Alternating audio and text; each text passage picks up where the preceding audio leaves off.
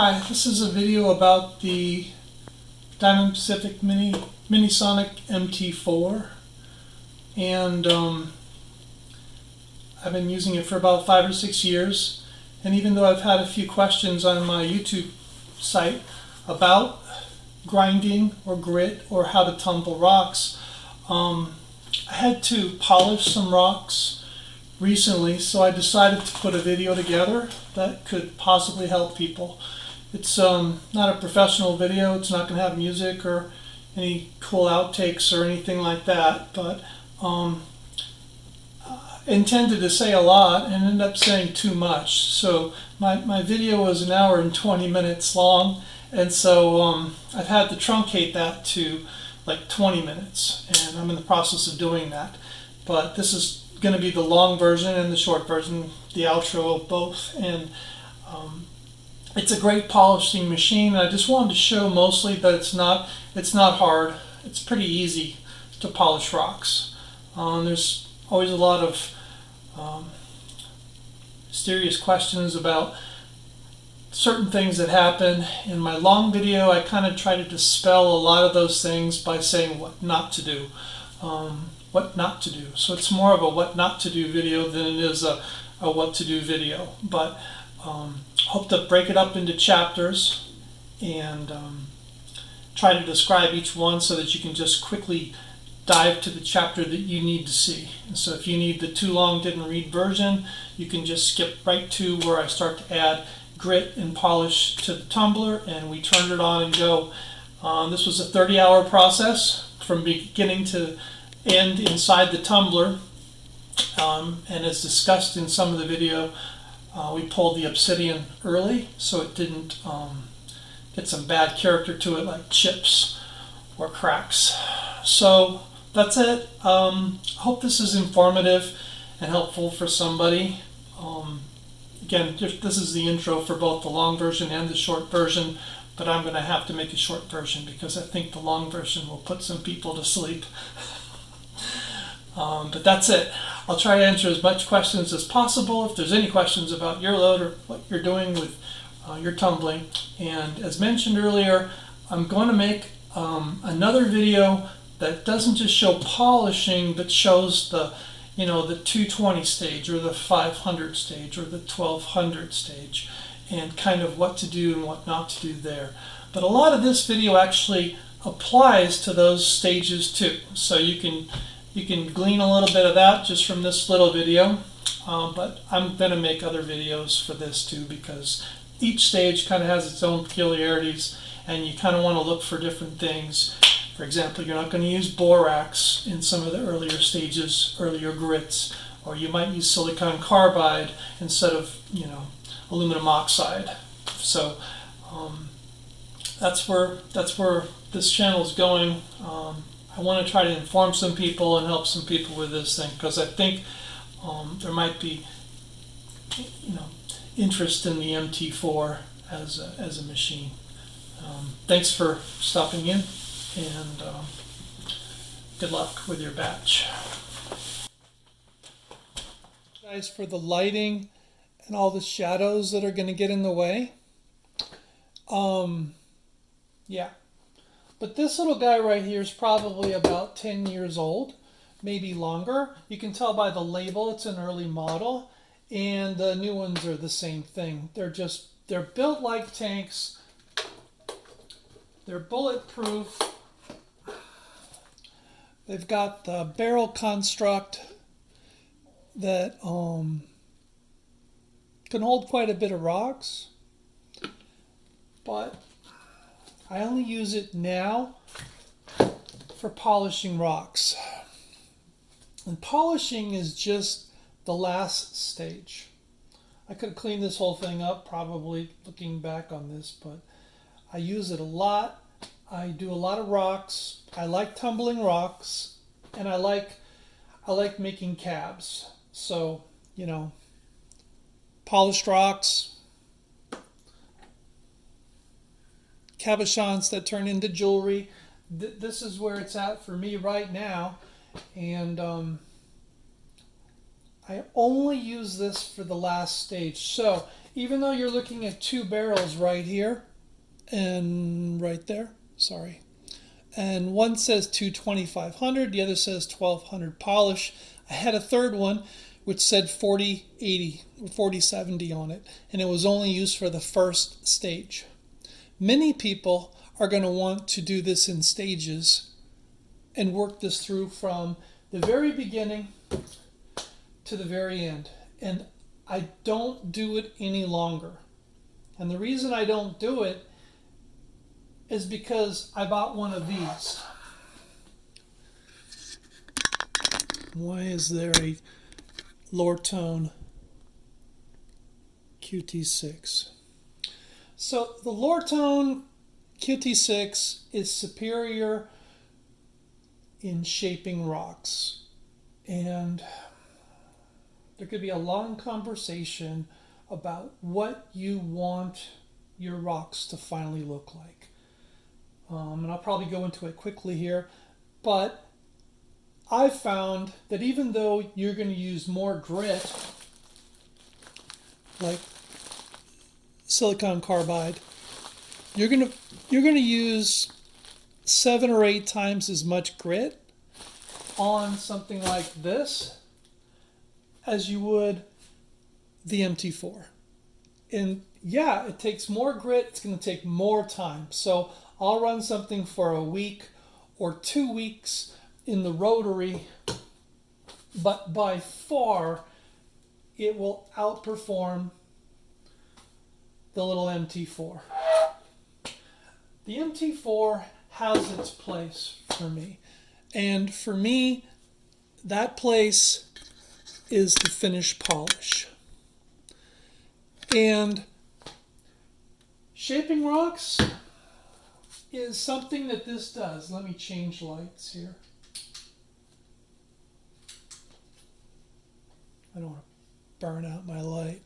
But this book was written by the inventor of the Minnesonic Vibratory Tumbler.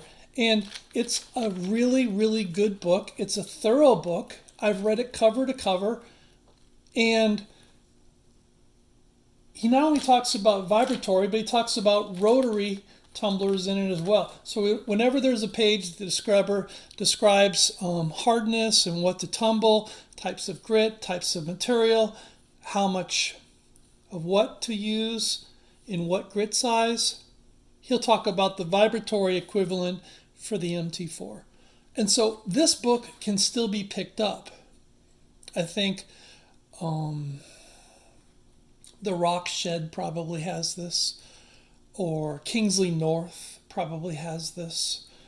But this is a good book. This is a great book. I've read it, and I don't use it any longer. So I'm not going to go into some really difficult, really scientific way of getting rocks to polish, but I've kind of got it down to a science now. You can buy that book. I don't know what the price is.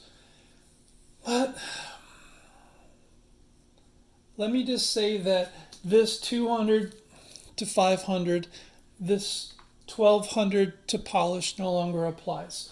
I only use this for polish, and I'll get into the polish later, and that's where I want to say starting off. So my guy for shaping rocks, 4070, 220, 500, 1200 is what I run through this guy first if I really want to shape rocks. And really the bulk, the majority, I buy this in like 50-pound bags. This is just silicon carbide 4670.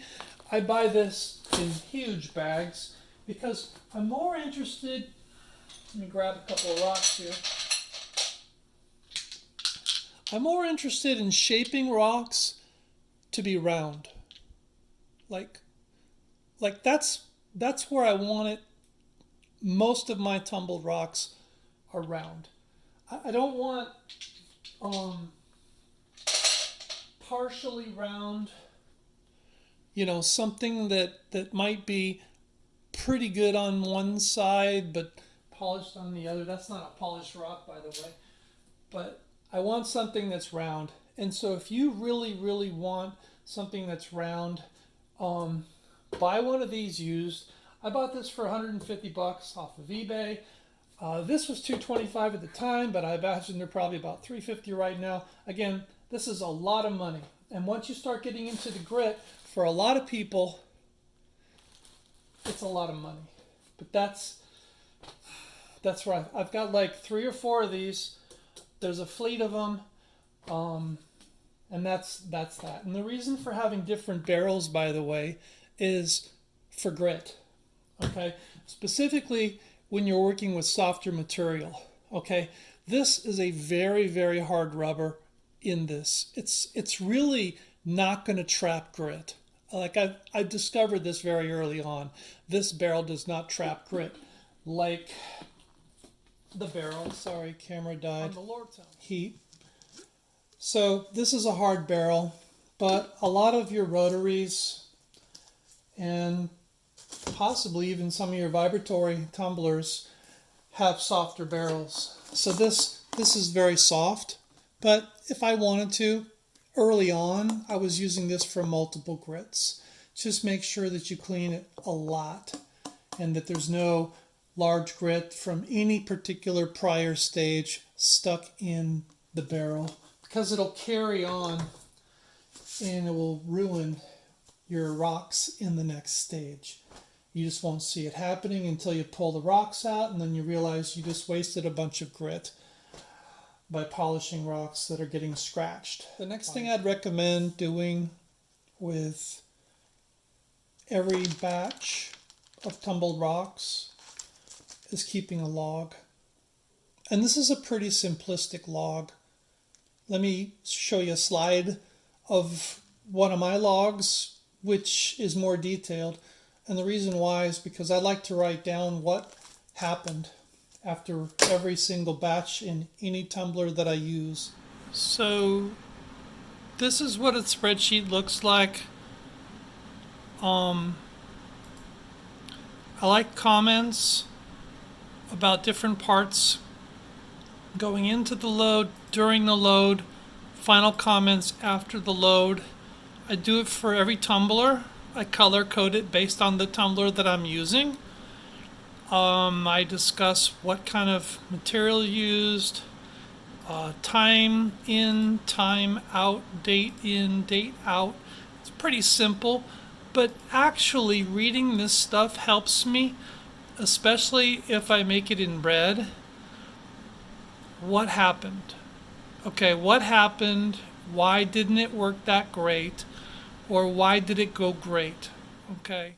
Next, I'd like to briefly discuss what your expectations should be when doing a final polish.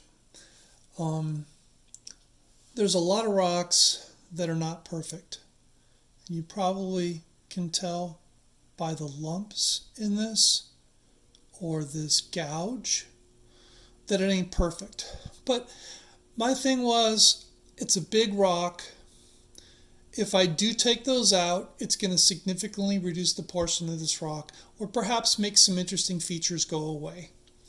And so, because I wanted to see those features, I left it in. Sometimes when you're tumbling, you'll see a crack appear in the rock. It's right there. It goes straight through. There's 2 camps to this. One, split the rock in half and retumble it. A lot of people will do that. They'll simply split it right there on the crack and rerun it from scratch. Well, sometimes I think that rerunning a rock will kind of reduce its beauty. And so I'll run it, especially with a tumbled rock. Again, here's another example of a rock that's got a crack developing in here. Rocks are natural things. Even your diamond ring is going to have cracks. They're just going to be really small. Again, acceptable limits of what is acceptable. Another is lavic. Lavic jasper has little pits in it. You can kind of see a couple of them in there. To me, this is an acceptable for the rock. And this is actually clear. Okay, but again, lavic is going to turn up many imperfections, and you can grind this thing into dust. So that's the thing about rotary tumblers. You can tumble these things into dust. Here's another one. Like, for example, I could probably take that out, but I'm going to be grinding the heck out of it. I'll lose a lot of interest if I do. Again, so that's out. So just giving you some examples. That's actually not a pit. Here's some more lavic. But again,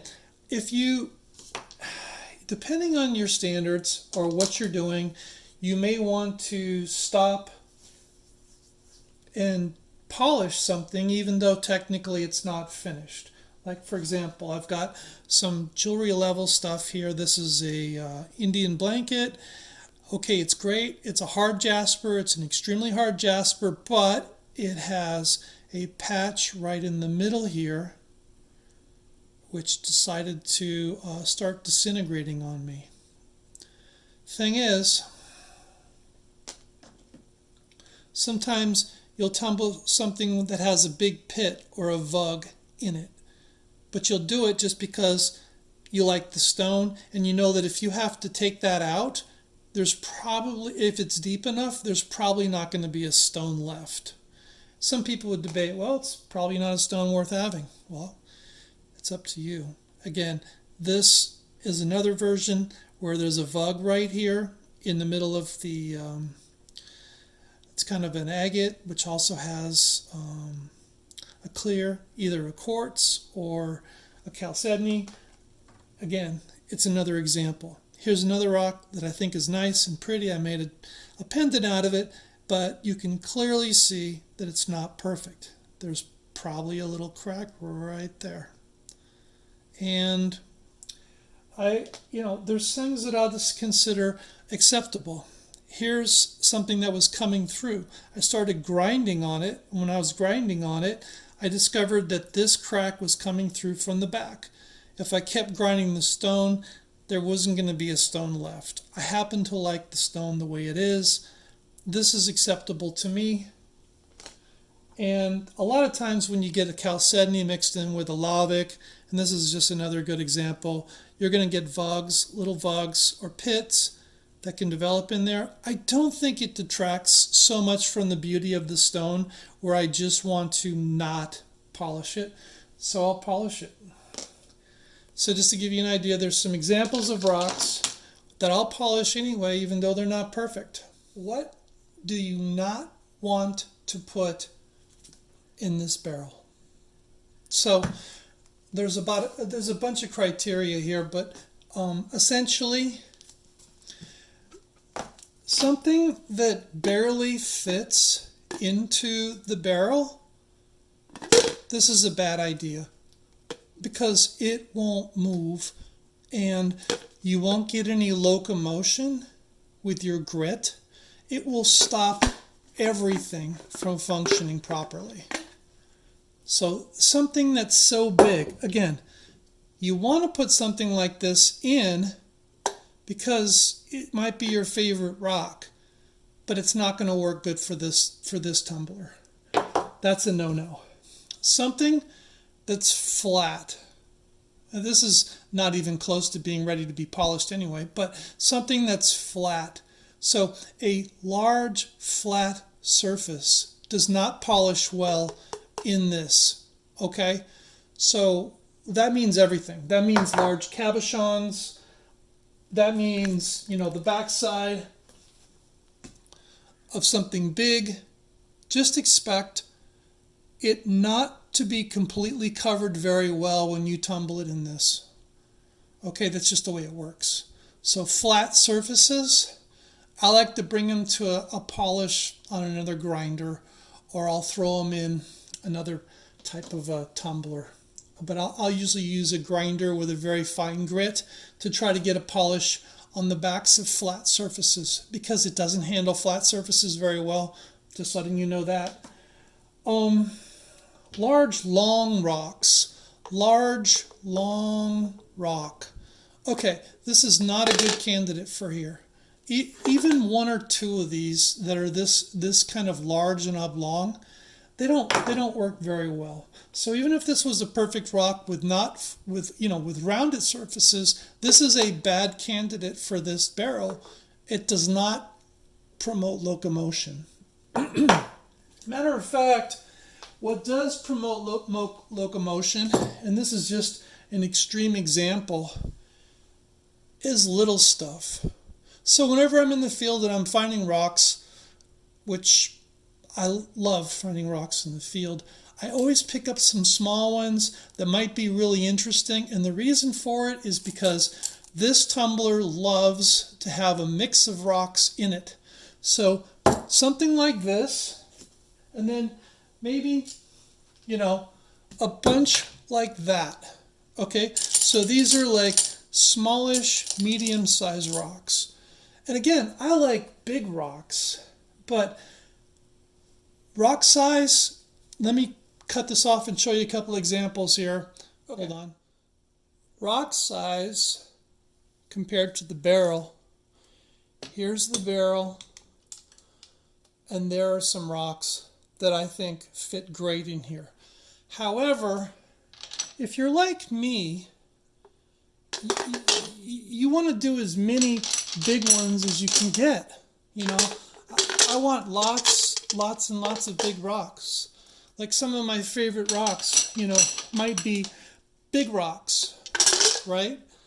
And so I want to fill it with big rocks, but that's also a bad idea. Too many rocks that are really big, like, 6 or 7, is too much for this barrel. It needs a mix. So when you're putting rocks in, you want to mix between big rocks and then something that's medium size, okay? And then something, again, that's medium size. Don't pay attention to that beer. Somebody else is drinking that beer. Something else that's medium size, like this, or something, you need smaller rocks, like these, or even smaller rocks. And like I discussed earlier, the baby size rocks. And so these are important to have a variety of different shapes and sizes, but that's kind of not where it ends. And let me tell you why.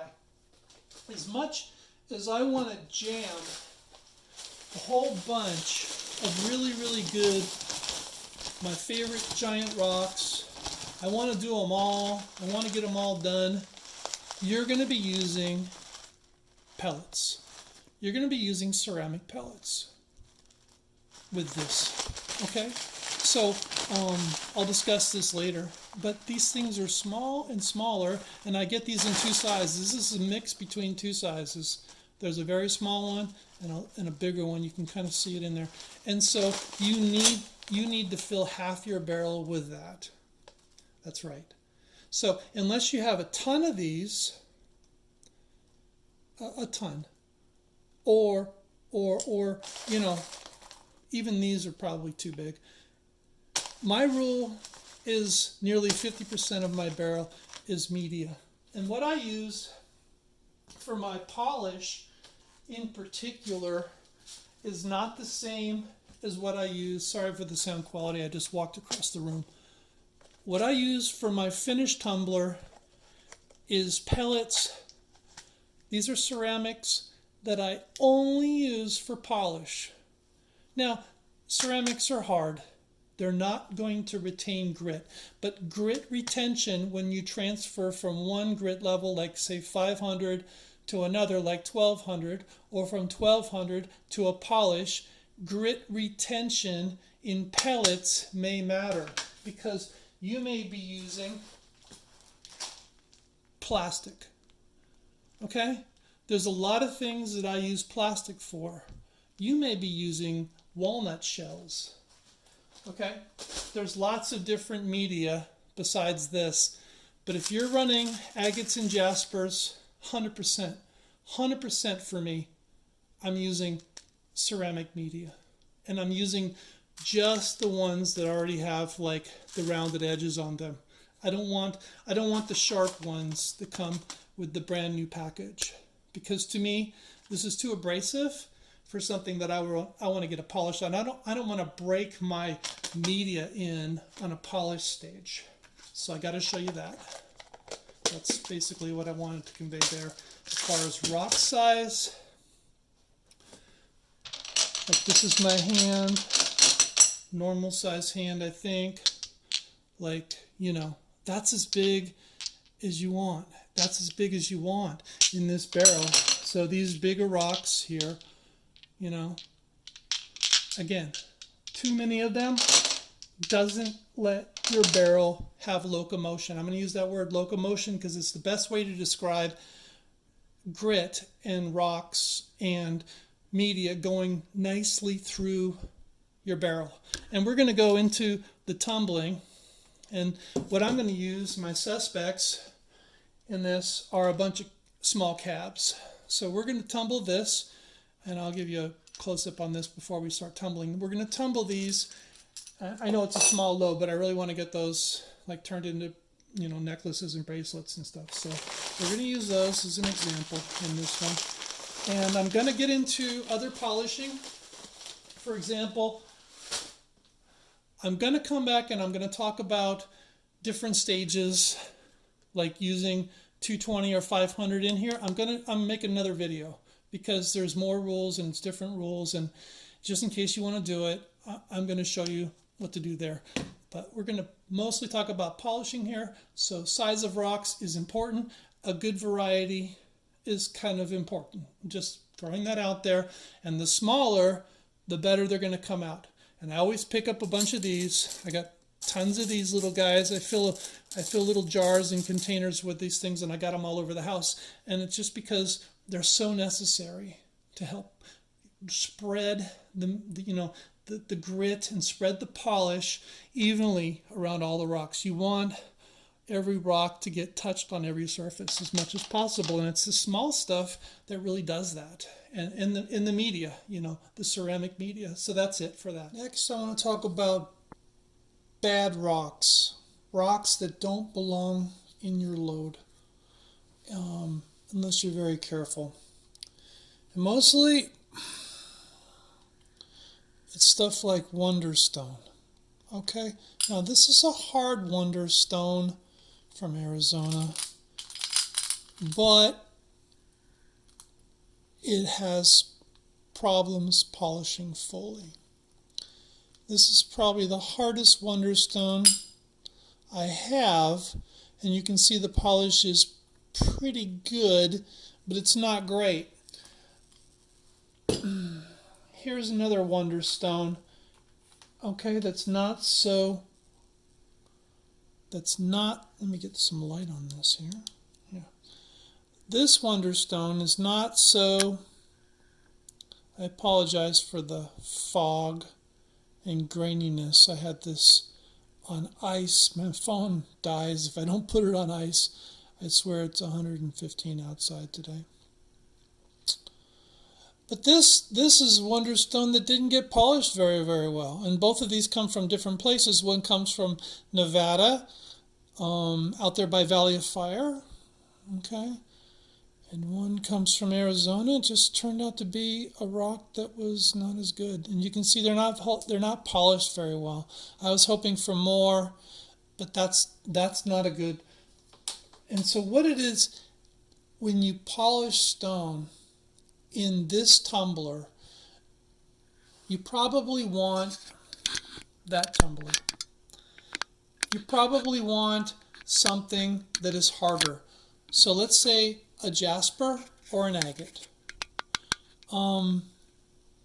If it's not a jasper or an agate and it's something smaller, even if it's a jasper or an agate, this is an agate from a geode. Okay, so the geode part got polished really good.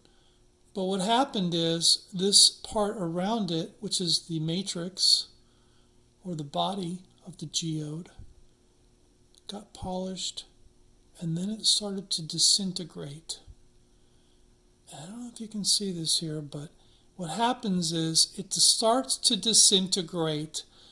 This tumbler is really good at polishing rocks, but if you run it for a couple of days, like 2 days, and you have a material that's not as hard, it's softer, like this matrix, and you have a hard rock like this agate, which is a geode, it will disintegrate the soft one, and you get what is called undercutting.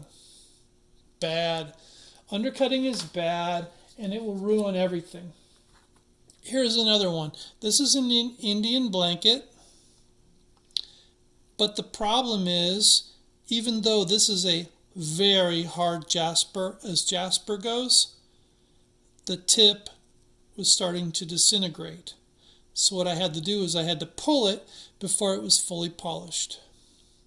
You have to watch for this when you're doing tumbling. Even though you may have a hard jasper in there, you have to actually check the load and spot check it and check pieces that are suspect to make sure that they're not disintegrating on you. Because a polish, even though it's supposed to shine things, will disintegrate things. Here's like a septarian nodule.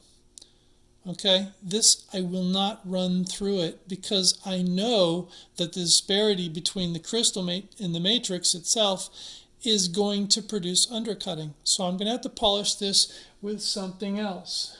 And my recommendation would be ZAM. ZAM is good for polishing stones that are not quite so tough or so hard on the hardness scale. Say they're a 5 or a 4 or something like that. Like say they're a malachite. You don't want to drop malachite into your tumbler. Okay, it will disintegrate. Here's another one. This is a turquoise sister. It's called variscite. You do not want to drop variscite into your tumbler. It will disintegrate completely. I hope this is focused, but I have no idea. I'm sorry. Here's a rock that I thought was pretty cool. It's from a Nevada mine site, but however, once I started to run it, you can probably see this, that it is starting to disintegrate. And if I didn't pull it, not only would it just end up being a really crappy looking rock, it will ruin every single other rock in my load. It will ruin all of them because it's disintegrating and creating a material which is much, much more rough than a polish. Here's another one from that same batch. Again, I had to pull these and I had to completely empty out the whole load, wash it clean with water, and start it over again. That's the thing. Whenever you have something, like I won't dare polish this septarian. I know that there's enough light brown in here, this is going to disintegrate. The dark brown is a tougher material, it'll hold up. The crystals and the material between the two are not so tough. So I will polish this with ZAM. Again, malachite, love ZAM. This stuff is really cheap, and I really recommend doing it. And really all you need to do is have like a Dremel bit. Okay, like I have a Dremel bit. There's a special kind of attachment that's like a little white kind of a grinding wheel. It's a little white spinny grinding wheel, and I'll throw that on there. I'll drop it into the ZAM, and then I'll just polish it one by one by hand, and it works just great. So my malachite can still be shiny, even though it's not through a tumbler. Here's a jasper. So the jasper, I did not know this, but the hard part of the jasper was the bottom, the soft part was the top, and the top started to disintegrate. Well, I thought it was just a cool looking rock until I ran it through my vibe. Then it started to disintegrate. Lapis lazuli, don't do it. It's too soft. Don't run it in your vibe. Here's another opal, common opal. Suspect, most common opal, depends on different types of hardness, what you get. It can be soft, but the disparity in the materials that you see in here, result in a very, very bad shine. And so those are examples that I would say are things you should not run. Don't put something like this don't put something like this in your Vibe and expect this to look better when it comes out. It won't. And it will ruin every single rock that you have in your Vibe. And you'll have to pull the whole load and you'll have to start it all over from scratch. And we'll talk about that later. But that's it. That's the piece I wanted to get to. Rocks that are tough, the rocks that don't belong, they simply don't belong in the tumbler. So what are we going to polish? We're going to polish a variety of rocks. And let me back this up a little bit. Hopefully this comes out a little clearer. These are agates here, here, jasper agate, jasper, jasper, jasper, and a jasper-like rock. Okay. Now I could have picked a bunch of really, really cutesy rocks that made this whole video pop, but I didn't. These are obsidian. They're just, well, they're 4 different types. This is a snowflake, this is a regular, this is a mahogany, this is a mahogany. It's an unusual mahogany because it's solid brown red, which is really weird because this mahogany kind of bleeds out of a rock instead of just like being out there with an outcropping of obsidian. But these are going to be hard to tumble. Okay, let's polish. These are going to be hard to polish compared to the jaspers, and that's our challenge. So as we go through this, as we actually do polish these things, we want them all to come out nicely. And I'm going to kind of show you the pitfalls of what could happen, what to look for, and it's a small group of small rocks. And we're going to be successful because of that mostly. The size of the rocks is going to make us more successful.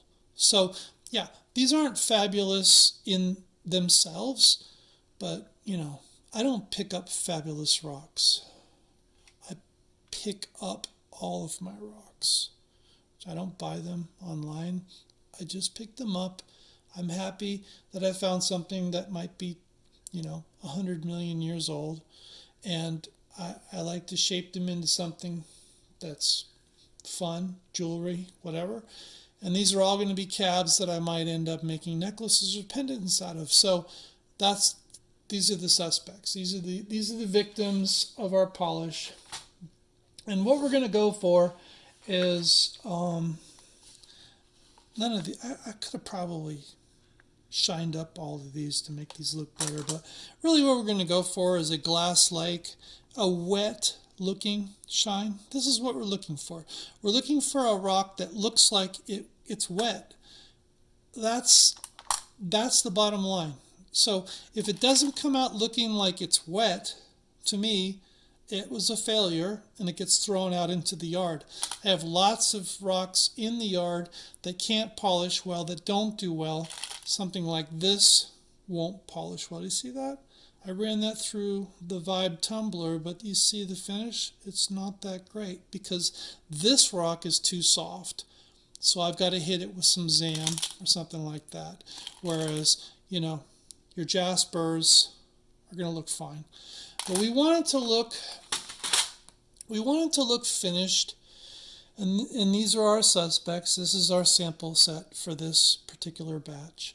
I'll do other tumblings so we can see what, different conditions produce. But every single rock has its own story. And there's one commonality on all of these rocks. They don't have cracks or vugs in them. Okay? And it's important that you don't introduce a rock that has a crack or a vug or something that might hold grit that came from a prior level of polish. Let's say you've gone through the 500 stage and you've gone through the 1200 stage, and now you're now on the polish stage. You want to polish your rocks, but you've got one rock with a pit or something that held on to some grit in the little pit. It's inside the little pit, okay? But you don't see it. And then you run all of these in polish.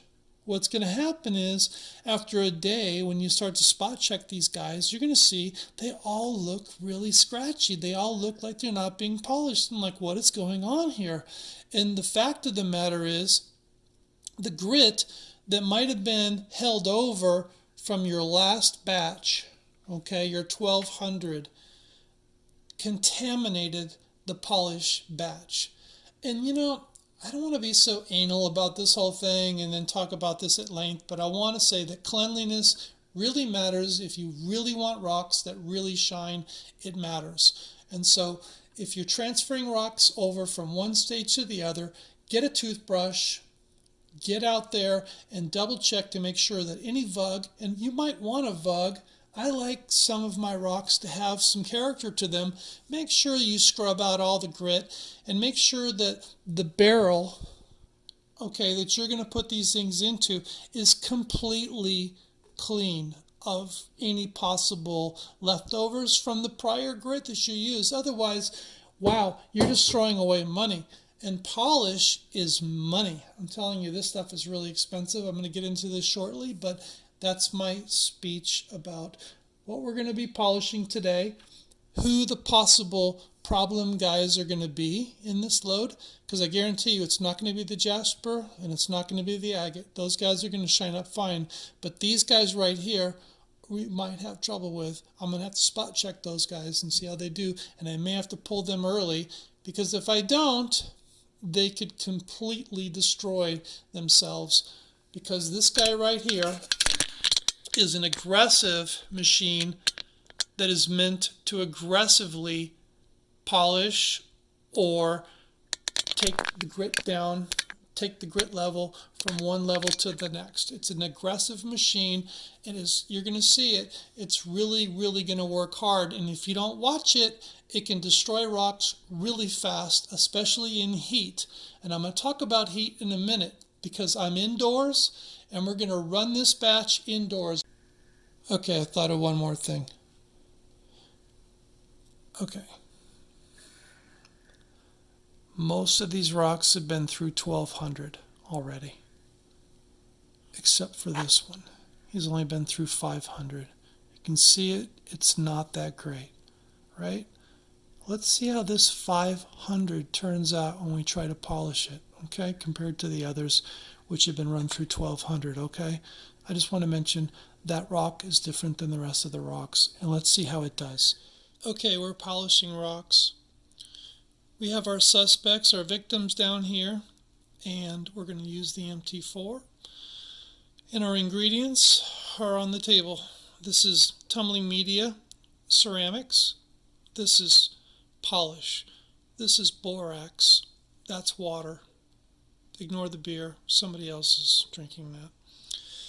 Now, we're also going to use some cellophane wrap. This is kind of discussed in my tips video, which is probably a couple of years old, but it's probably a good video for looking at. If you have one of these MT-4s, it'll help you out with some of the problems that are commonly found. But what we're going to do now is we're simply going to go through, we've gone through pretty much everything that needs to be covered. And what we're going to do is we're going to load stuff into the barrel. And so essentially what I like doing is just kind of mixing it up, throw in a few rocks, throw in some media, and we're going to need a lot more media because this is a very, very small load of rocks. Throw in some rocks, throw in a bunch of media, and we're not going to make any mistakes here, because one of the biggest mistakes you can make is overfilling this barrel. So some people, including me, like to fill it up to here. Well, guess what? That's too full. That's too full. And even down here can be too full depending on your rock makeup. So this is specific to the MT-4. It doesn't like to be overloaded. So I'm just throwing that in there. And we're going to take the rest of this media. See if we can just get it in here without making a mess. We want as much as we can get in there to fill it as much as we possibly can. Notice how small some of the stuff is? It's really going to help out. Okay, and that's it. Now look at the level. Okay, see it's kind of low, right? It's kind of low. It's like right down about here. Well, actually, that's not such a bad thing. It's not a bad thing to have it too low on this particular MT-4, but it is kind of a bad thing to have it too high. So, yeah, this is okay. Hopefully this comes through the way it is. And the first thing we're going to do is we're going to fill it full of water, and we're going to drain out the water through our hand as we pour it upside down, and we let the water out through our fingers and keep all the rocks wet. This is a tip I got from Rob at Rock Tumbling Hobby. By the way, I'm going to tell you about grit in a minute here, but the Rock Shed sells good grit for polishing. Rob over at Michigan Rocks, he's got a YouTube channel and goes by the name of Juggler Guy on rocktumblinghobby.com, and Chuck over at rocktumblinghobby.com. These are fantastic sources for help. I'll be able to help you as much as I can, but I am not a professional, and those guys know what they're doing. They really help me out, and I wouldn't be where I am without them. So what I'm going to do is I'm going to wet these in the sink, pour it out, and come back. Okay, we're back. This is wet. I didn't totally drain every ounce out, but I drained as much as I could. It wasn't like I needed to be thorough. Just drain it some because you want it to be wet. And this kind of goes for all tumblers, including the Lotto. A lot of people love the Lotto tumbler, and a lot of my friends love the Lotto, but unfortunately, I don't know, for some reason over the past five years or so, the Lotto seems to be breaking a lot on a lot of them, and it's just causing too much trouble to maintenance of the thing, especially if you run a lot of loads. The thing about the Lotto is, if you notice the videos on the Lotto, they're chained to a cinder block. They're actually bolted to a block. It has to be bolted to something big and heavy in order to work properly. But I'm going to say this, I've got some friends with Lottos, and their results are better than my MT-4. But for me, I'm not a perfectionist. I'm okay with just having good rocks and not perfect museum rocks. The next thing we're going to do after this is get the thing going. Now, this is on the lowest possible setting. Let me see if I can get this zoomed in. Okay, the guys are moving around in there. I can't get any light in there. Unfortunately, I hope this is going to show up. But that's kind of the locomotion that you should expect if you have a good load that doesn't have any kind of grit in it and doesn't have any borax in it. Okay, we mentioned borax. This is cheap stuff you can buy from 20 Mule Company borax. It costs like $5 for about 5 pounds. Cheap stuff. And before we add polish, this is expensive stuff. The stuff we get is from rockshed.com. This is very expensive polish. Most companies that sell you kits for tumbling rocks, they give you 4 stages. Let me turn this thing off and describe this for a second. They give you 4 stages of grit. They'll give you a 80 grit, they'll give you a 220 grit, they'll give you a 500 grit, and they'll give you a 1200 grit, and they'll call that a kit. Now that kit's not cheap, but you might think you're getting everything you need, but you're not really polishing rocks. It's everything that you need up until the polish stage. The polish stage requires a better grit. And so you're looking at least 8,000 grit, 10,000 grit, and in my case, I have 14.4. This is 14.4, bought from the rock shed many years ago, and I bought a ton of it, and I've got a ton of it, but it was really expensive to buy. And so it's not cheap, but the 8,000 grit is going to be exponentially better, which is what they have right now, than the actual 1200 grit that you probably get in your kit. So if you're done polishing rocks with your kit and you're wondering why I don't get that polish like it's a wet stone, the reason is because it doesn't have a polished grit. It's a semi-polished grit. I want to put that out there. So let's crank this thing up. It's not going to hurt you, but you can see that it's pretty much working as it should be. I could have this fuller, but I don't want it too full. I don't want it too full. I'm going to show this in another video.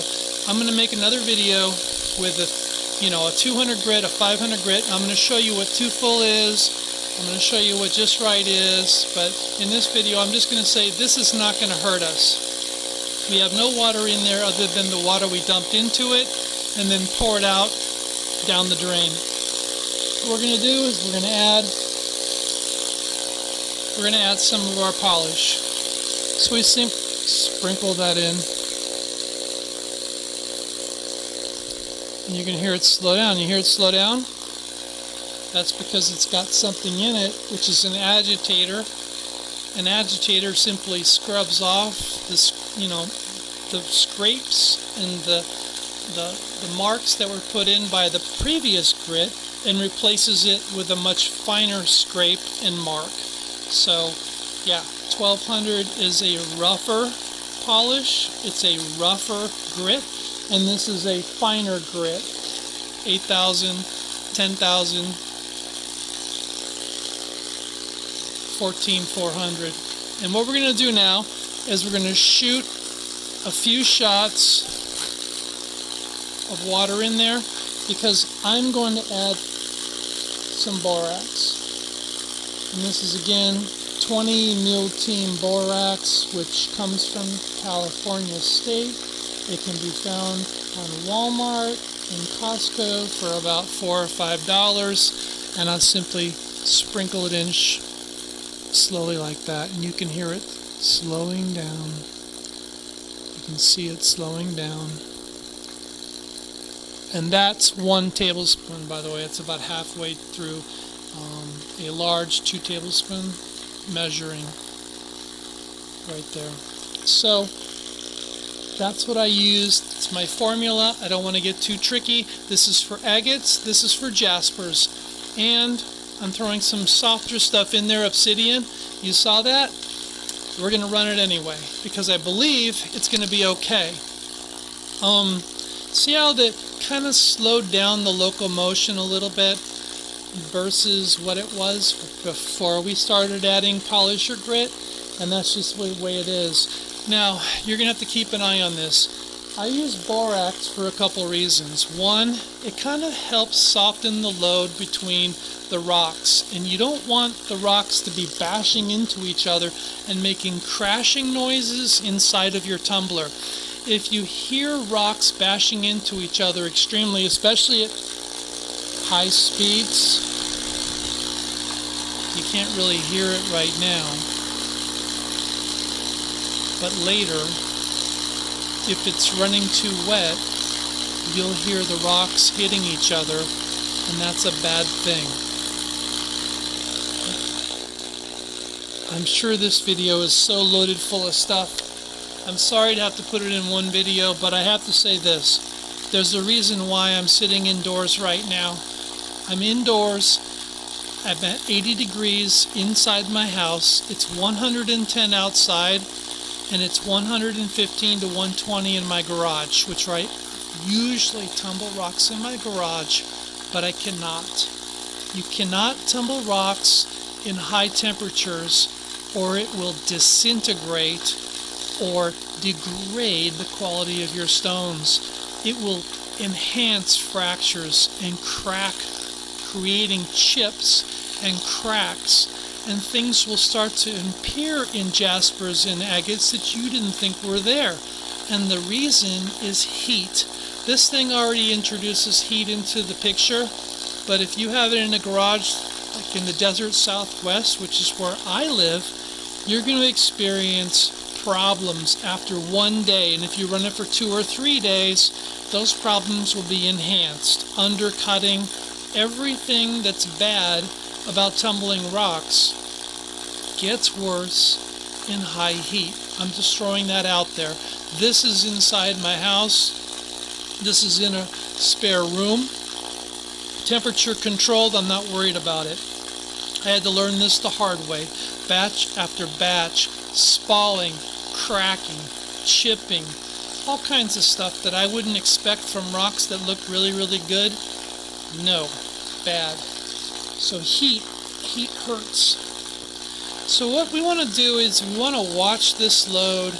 Since we added borax, borax is a really, really strong drying agent, and it's going to dry this thing out.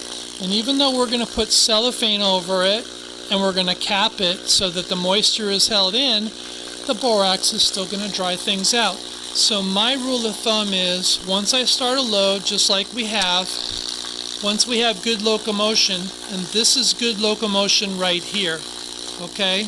I don't hear a bunch of rocks crashing into each other. It's moving smoothly. It's not getting caught up. It's not getting hung up. It's moving smoothly, and I'm on the lowest speed right here. I can crank it up,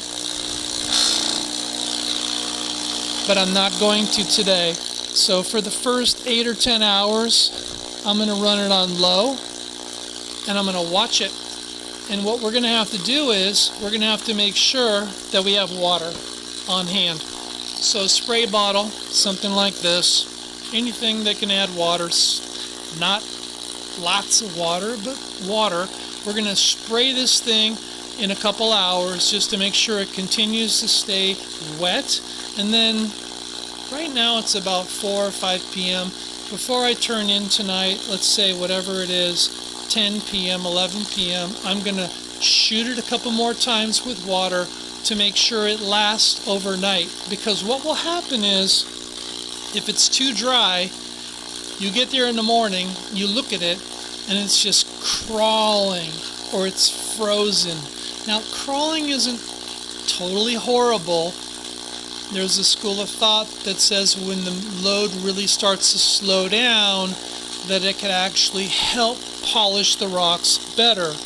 I kind of believe that, but I don't want it to freeze. I don't want it to stop. I don't want to see rocks just stuck to the walls in the morning. And so, yeah, tonight, in an hour or two from now, I'm going to hit it again with 2 or 3 squirts. And then before I sleep, which is, let's say 5 or 6 hours from now, I'm going to hit it with 3 or 4 more squirts to make sure it goes all night, and that I get something that looks like this in the morning. And in the morning, I'm going to turn this up, and we'll get back together when that happens. Until then, this is what it looks like.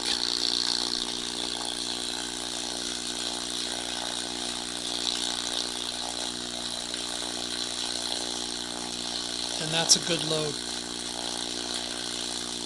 I know there's not a lot of rocks in there, but even with your best mix of big and small rocks, as we talked about, this is what you want to look at. This is a good load. I'll see you this afternoon later. And just to reiterate from a video that I made earlier, we're going to use, double cellophane. A Glad baggie is really good for this. We're going to place it over, and we're going to seal it.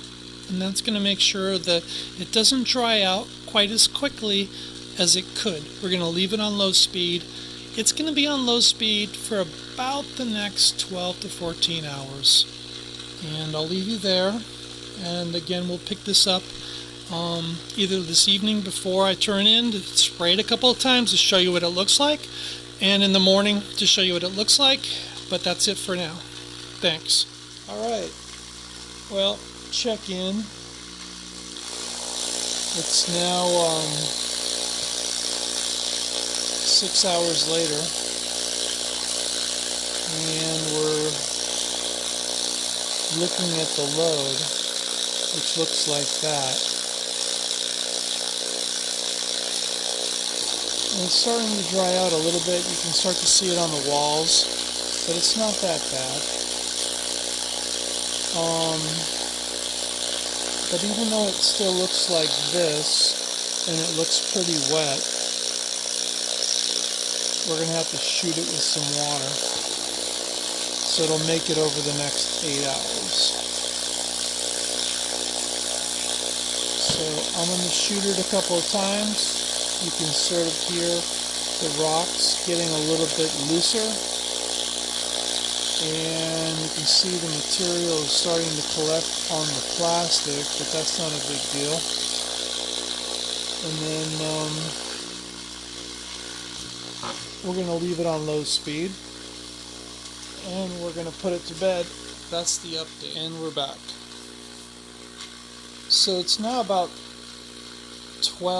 14 hours after we started this, and we're gonna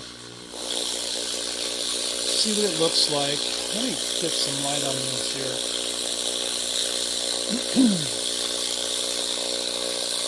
Hopefully this comes out.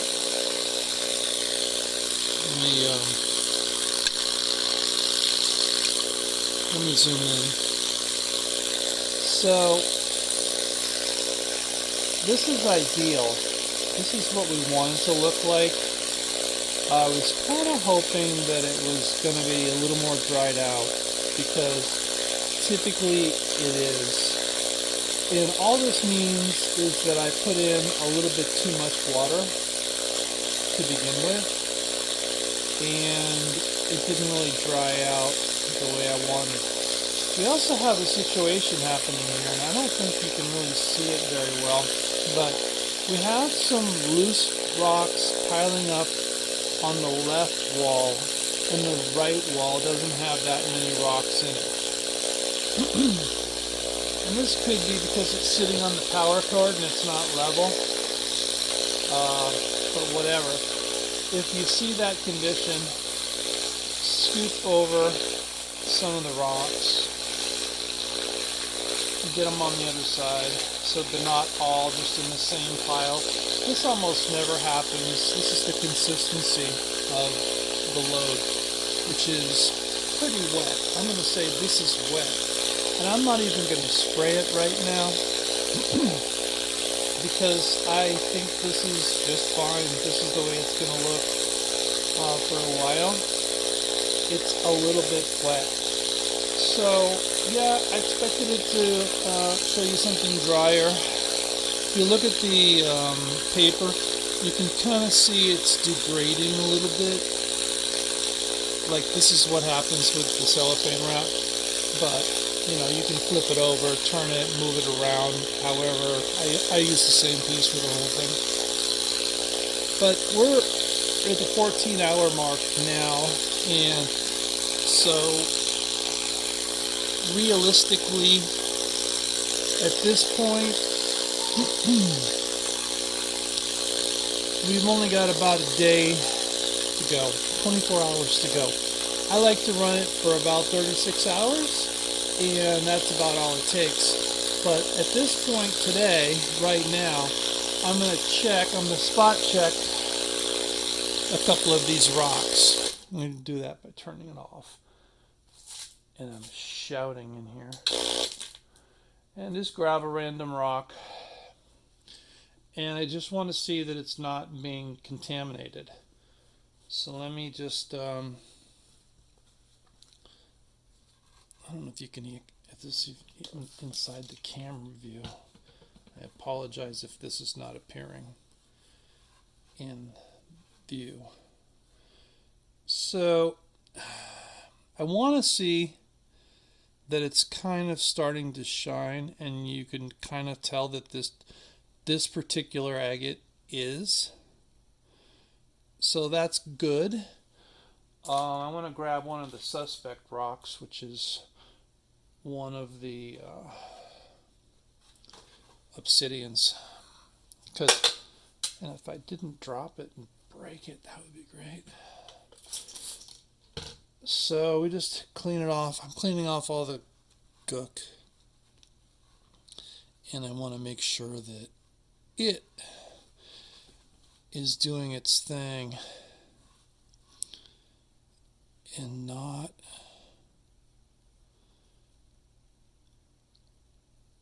coming apart. Obsidian is going to be the first thing that I pull out of this load, because it's going to reach a point where it's already good enough. And you can see, or maybe not, hopefully you can see this. I don't know if you can see this or not, but it's already starting to polish. All right, but we're not done with it yet. So this is a good sign. Before I crank this up again, this is a good sign. I've spot checked a couple of rocks, and all this means to me is that the rocks are not disintegrating or getting scratched. See, that's what I'm looking for, number one here. I'm looking to see if the load's contaminated or not. If it's contaminated, that means one of my rocks is coming apart and it's ruining the polish. So this is actually getting polished, okay?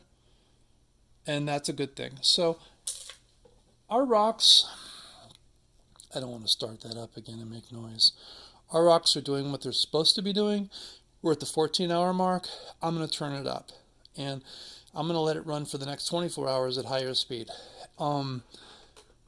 Probably at 3/4 speed, because at full speed, this tumbler starts to sound like it's coming apart, like it'll shake and go all over. But I don't need full speed to finish these rocks. You know, I'm not really checking the backs of the rocks. I already know that the backs are going to be pretty good. Good enough for me. And if I had contamination right now, I would have to say, I'd have to pull the whole thing and clean it out, wash it out, separate, you know, every single one of these guys from the load, independently inspect the fronts and the backs of every single one. See how the back of this is not entirely perfect? Do you see this? Do you see that? If I didn't clean that really, really well before I put it in here, we might have a problem. You see, because it would carry contaminant into, but I cleaned the heck out of that. And that is a suspect area that could possibly disintegrate and contaminate the load. So that's what I'm looking for, number one. I'm looking to see, how does it look? Are we polishing or are we not polishing?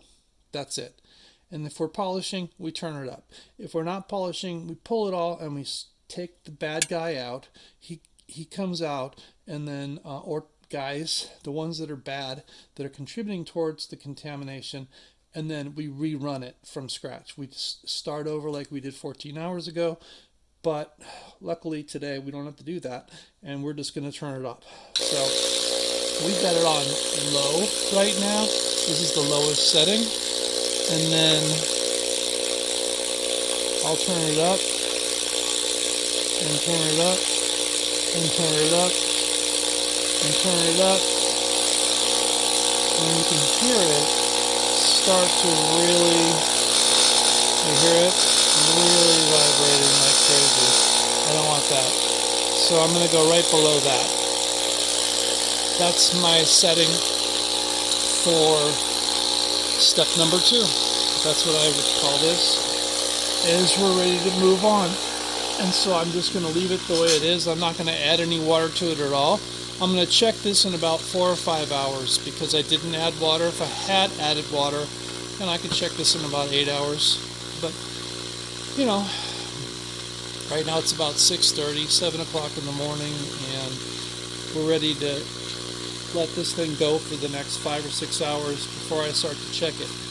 Even if it starts to grind to a halt, it won't be such a horrible thing. I don't think the load's going to seize and stop in just 5 or 6 or 7 hours. It's not. But when we check it next, we're going to add water because I know it. And this is the way it should look. Hopefully that comes through. See you in a few hours. Alright, we're back. It's 8 hours later. It's been running on high speed for 8 hours. And it's been tumbling for 24 hours in total. So we're going to spot check the rocks to see if there's any damage, how the polish is coming, and how our 4 troublesome obsidian rocks are actually shaping up, because they're more of a suspect rock, and this load can damage the obsidian pretty rapidly. So we're going to check that now. So we're going to turn the load off, pull the lid. By the way, you can see the aggression of the vibrating on the cellophane. And let's see if I can get some light in here to show you what it looks like now. It's a lot slower than it was earlier, and it's a little bit more dense. You can see it sticking to the walls. Let me zoom in on this a little bit to give you a better idea.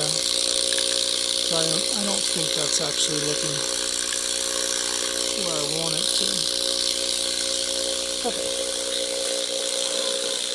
So that's what it's doing, and that's what it looks like now. It's still wet, and you can see that it's pretty much covered with, the polish. And to me, this looks really good. It actually could have been much more dry than it is right now, but we're going to spot check some rocks. I think it's because I used a little bit too much water up front, quite honestly.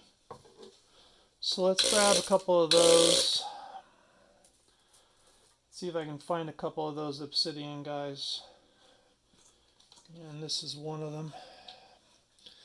So just basically I'll shoot it off, get the polish off of it as much as I possibly can. Okay, I had to break away and come back because it took me about 10 minutes to dig through the rocks in the tumbler to find the ones that I wanted to talk about, and so I didn't want to film that whole 10 minutes. But essentially the mahogany and the rest of the snowflake and obsidian is come out pretty well. This is also an obsidian, and there's a problem with it that I want to talk about. It's hard to focus on this stuff, but suffice to say that the polish level on the obsidian is adequate for me, and I'm going to pull it now, and I'm going to talk about why in a second. The second suspect was the 500 polished rock that we did not polish completely. I just wanted to show you the level of shine on this so far. It needs more time. It's not quite what it was, let's say, going from 1200 to the polish. Normally I don't have a problem like this, but with this one, this agate, I do. And the second thing I learned with this is don't pick an agate that has pits in it for your YouTube video, because it's a poor representation of what you're trying to show people. So yeah, pick perfect stones. But I'm going to take this and put this back into the tumbler on high for at least another 8 hours, and we're gonna check it again then. But I want to show you what can happen. Let me see if I can grab a hold of this rock and drop it like that.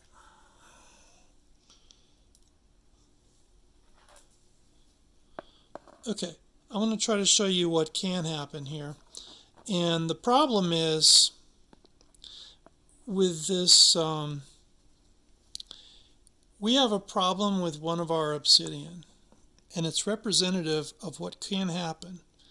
And if you look at the back of this, notice I didn't really do anything to polish the back of this on the grinder, so it's got grinding marks all over it, but try to ignore that and do look to the right side of this stone. And what you will see is a chip. This chip was introduced by the tumbling session. I don't know if I can really get it in focus. I think the camera would like to focus on the board. Hopefully you can see this, because this chip is representative of what happens if you put a softer stone or a more brittle stone, or a stone that needs sensitive care, or a stone that could be tumbled with plastics, for example, instead of ceramics. But this gives you an example of what can happen. Chipping like that can happen. And I want to point that out because that's one of the downfalls. Now I'm pulling all 4 of the obsidian guides from the load because not only are they done polished to my level of acceptance, but leaving them in would jeopardize all of them and maybe even jeopardize the rest of the load with small pieces that break off from the obsidian. So I don't want that. I don't want that in the load. And so I wanted to show you that. What we're going to do now, if I can focus this thing on the tumbler, is we're going to put it back on high. I'm going to give it a couple shots of water because it doesn't need much. I'm going to throw it on high. And I'm going to come back in about 8 hours and we're going to see how we're looking. I know that the agates and jaspers are doing pretty well, but they need more time, and we'll see how it comes. It's been 24 hours so far, and we'll be at about 32 hours. Well, next time we look at this, and I'll get together with you then. Thank you. And we're back. It's been 31 hours total. It's on high. We're turning it off. By the way, this is what the wrapper looks like, so expect that. This is what the insides look like. It's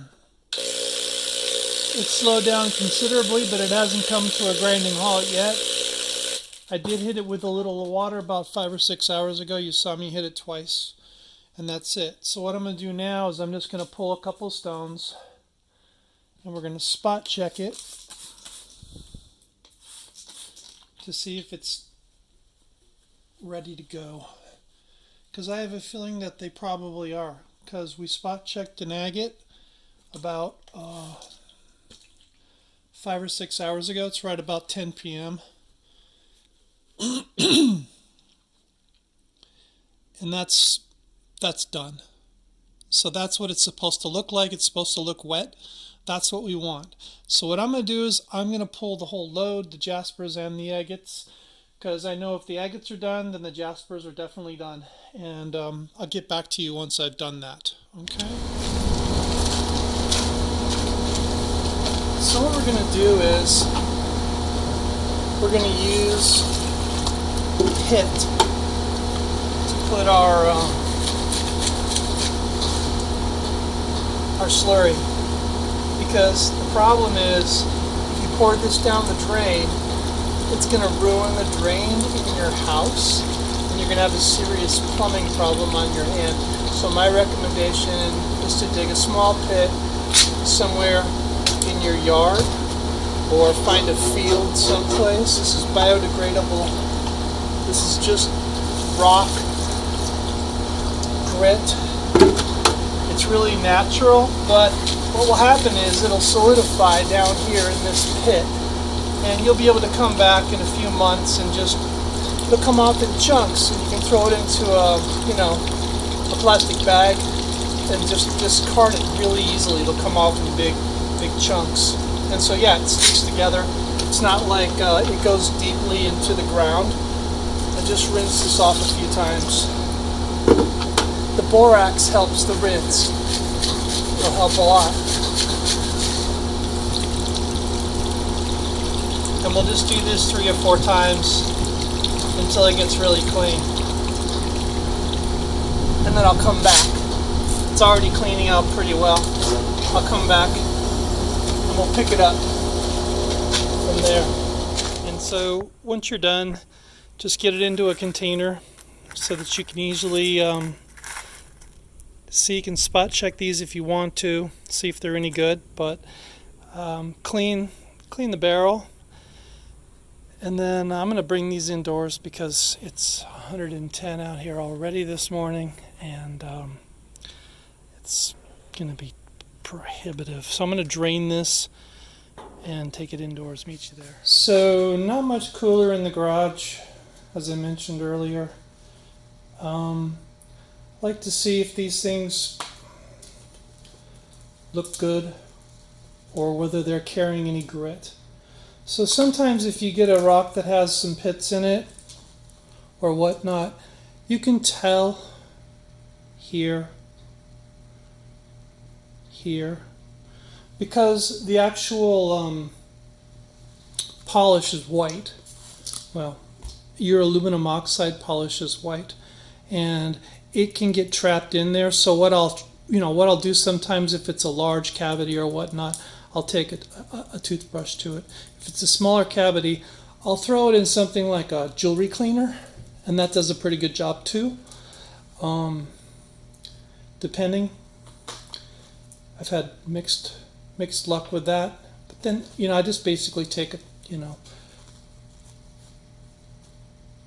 microfiber cloth to these and inspect them. This has a gouge right in the middle of it. You see that? I did that. That was me rushing through the grinder process, and I just, I messed that up. So what I'm going to do is I'm going to take these indoors because it's like 115 in my garage right now, and my phone will die. And I'll see you back in there, but this is typically what I do. Also, if you look over here, there is where the ceramic media is, and I'll just leave it out to dry. I'll just spread it out like that and leave it to dry, and it'll be completely dry in a couple hours or more. But I've drained most of the moisture out of them before I threw them on the towel. As you can see, most of these are done. So the agates and the jaspers are done, and then I'll take a final shot of this indoors once I'm done with this little bit. We'll meet again indoors, and we'll talk about the whole thing. What went right, what didn't go right. And so we have our stones finished. They're done polishing. The obsidians came out great. We pulled them after about 12 hours, 14 hours. The jaspers came out just fine. A lot of times with tumbling and polishing, you'll see some imperfections. We had some imperfections that I etched into the surface of this rock because of my grinding wheel and not paying attention. So yeah, you'll start to see small little imperfections show up. This was the agate that was 500. All right, and we went from 500 to polish, and the purpose was to demonstrate that you can go from 500 to polish. So a lot of times, if I just want to get some rocks out quick and I don't need the highest quality, I'll just go straight from 500 to polish. And that's what we did here on that one rock. And the rest of these were polished more significantly. No real problem child other than this guy. And we talked about this in the long video, but this right here turned out to be obsidian, and I just didn't take a good look at it before the video started, and I just didn't notice, and I classified that as a let's get this in the camera. Classified this as a, focus on that, as an agate, and it is not. And see this mark? Do you see this on the right side? That right there is a chip. Okay? It's not a serious chip, but that was not there during grinding. Okay? That came out as an artifact after tumbling. So, even though you can tumble Obsidian with your group and get good results, you've got to watch it. I pulled all these Obsidians much quicker because of this possibility, and I was starting to see a chip appearing there and possibly one on this snowflake guy, and that was it. I had it. They were polished enough for me anyway, but yeah, that just warranted me pulling it, and from that point forward it was pretty much a done deal that those were not going to be in there. I didn't want them destroying the rest of the load, and I didn't want them getting more chips or whatever. Bad stuff can happen. A lot of people advise against running something with, agates, a softer stone with agates, but I do it all the time. I'm pretty confident with the Obsidian, and so I ran it, and that's what happened. So it's not going to affect me because I'm going to wrap that in wire, and the wire wrap will not really show it. It'll hide that piece, that little chip. But that's it. That's where we ended up, and then I'll probably have some closing statements here. This is going to be the long version of the video. I'm going to make a truncated version of this video for people that don't want to go to sleep watching it. Thank you.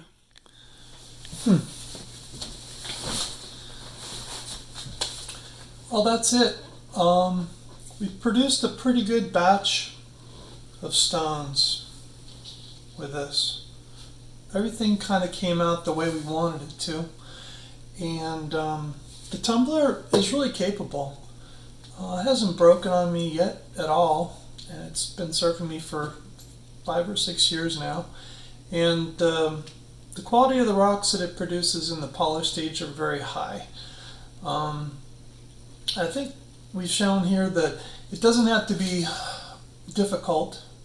The formula for getting a polished rock is pretty simple. The ingredients are pretty simple, and as long as you pay attention to a few things, a few gotchas, I think you're going to end up with some really good results, perhaps even better than this. It kind of applies to all stages.